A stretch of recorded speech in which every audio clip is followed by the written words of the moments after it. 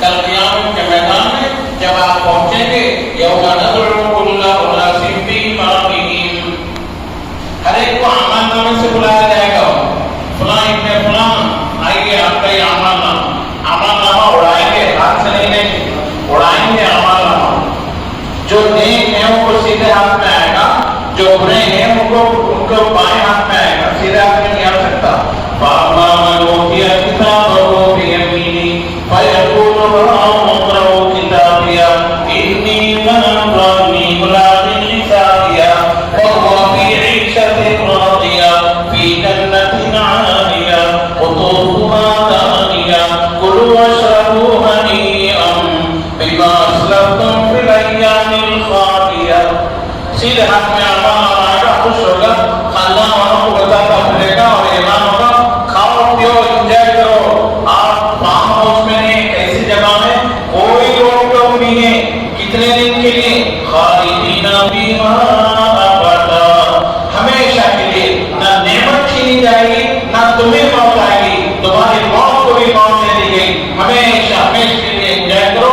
اب کبھی تمہاری زندگی میں کوئی سر میں درد نہیں ہوگا، زندگی میں کبھی کوئی بدہضمی نہیں ہوگی، کبھی کوئی پریشانی نہیں ہوگی، کبھی آپ کی طبیعت کے خلاف والی کوئی بات نہیں سنیں گے، کبھی آپ کے خلاف میں کوئی کام نہیں ہوگا، کبھی آپ کی مرضی کے خلاف کوئی کام نہیں ہوگا.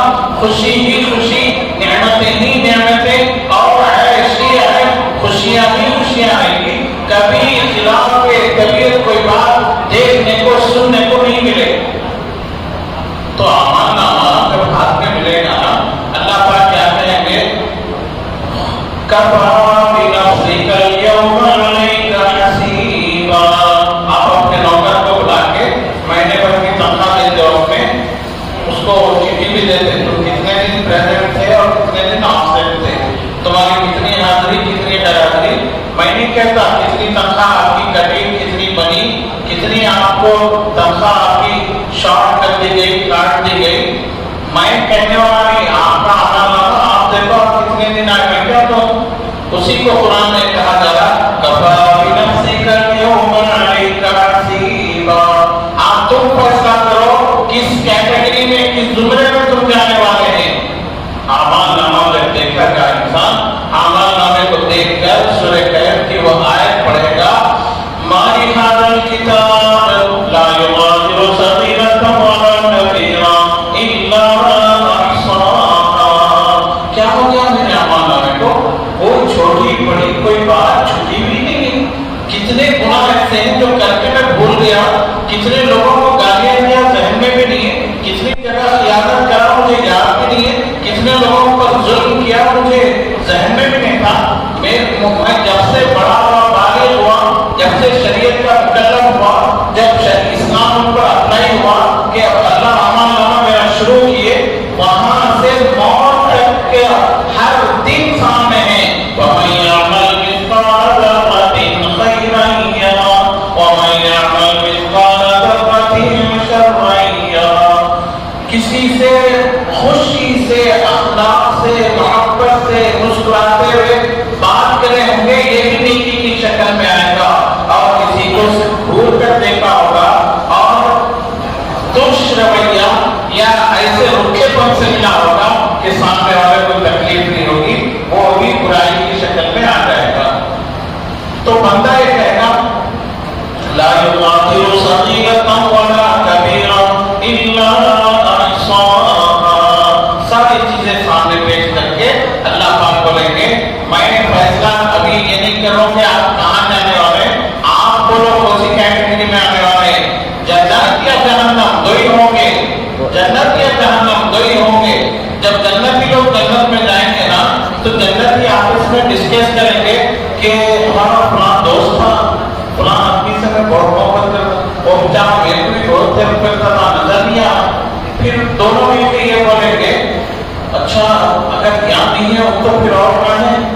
زیادہ دھوکہ نہیں پڑتا، جنت میں نہیں ہے تو جہنم میں. جہنم کے لوگ جنت تک نہیں آ سکتے، جنت کے لوگ جہنم تک جانے کی اجازت ہے. تو جا کے جہنم میں دیکھیں گے تو وہ ملے گا. اس کو پوچھیں گے فی جنات یتساءلون 29واں پارہ سورہ مدثر، آپ کل ہی سنے ہوں گے، اس کے اندر یہ سارا نقشہ ہے۔ تو جب پوچھ لیں گے آپس میں جا کے دیکھیں گے، اب ان کو جہنم میں دیکھ کے تعجب کریں گے، ما سلککم فی سقر، آپ یہاں کیسے آ گئے؟ جہنم میں جانے کا ذریعہ کیا بنا؟ قالوا لم نک من المصلین، پہلا قصور یہ تھا کہ اذان ہوتی تھی میں مسجد نہیں آتا، میں نہیں کہہ رہا ہوں، میں ریفرنس دے رہا ہوں، میں اٹھا کر دیکھ لیجیے قرآن 29واں پارہ سورہ مدثر دوسرا رکوع، ما سلککم فی سقر، میں نہیں کہہ رہا ہوں، قرآن یہ کہہ رہا ہے کہ ہم پوچھیں گے اس سے جو دنیا میں اس کو پہچانتے تھے، جانتے تھے، ما سلککم فی سقر، کیا بات ہوگی یہاں تک کیسے پہنچ گئے، یہاں کیوں آ گئے آپ تو اچھے اپنی لکھتے ہوں گے، تو وہ اپنے قصوروں کو گنائے گا، پہلا قصور یہ پیش کرے گا، لم نک من المصلین، میں نماز نہیں پڑھتا، میں نماز نہیں پڑھتا تھا، اذان سنتا تھا، اللہ نے کرم کر دیا، ہندوستان میں پیدا کرا اور